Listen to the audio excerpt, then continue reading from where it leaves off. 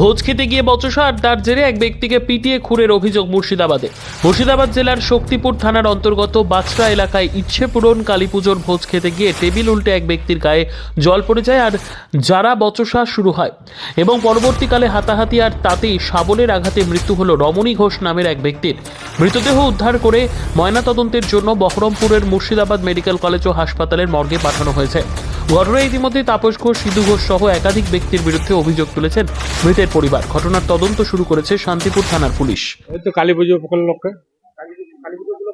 ওই ওর নেমন্তন্ন ছিল তার বাড়িতে খেতে গিয়ে ওই গায়ে একটু জল পড়েছে, হাত জল পরে ছিটকি পড়েছে, এই নিয়ে ঠেলাঠেলি করে মারামারি করেছি যে ওটা ওই রাস্তায়, ওটা আবার রাস্তায় গিয়েছে, ঝামেলাটা রাস্তায় গিয়ে এরকম হয়ে গিয়েছে।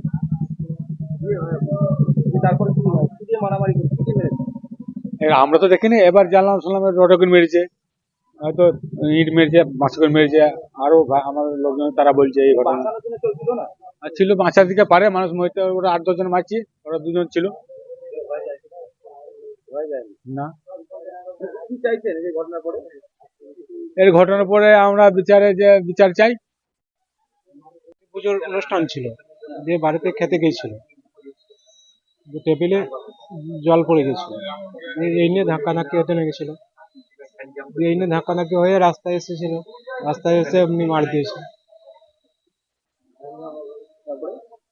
তারপরে এসে দেখছি, আমরা এসে গিয়ে দেখছি বাবা পড়ে আছে। ওই তো জল পড়া নিয়ে, টেবিল উল্টে গিয়েছিল, গায়ে জল পড়েছিল, এই নিয়ে ঝামেলা। হ্যাঁ, ওই তো ওই জল পড়েছে বলে ওই নিয়ে মানে মেরেছিল।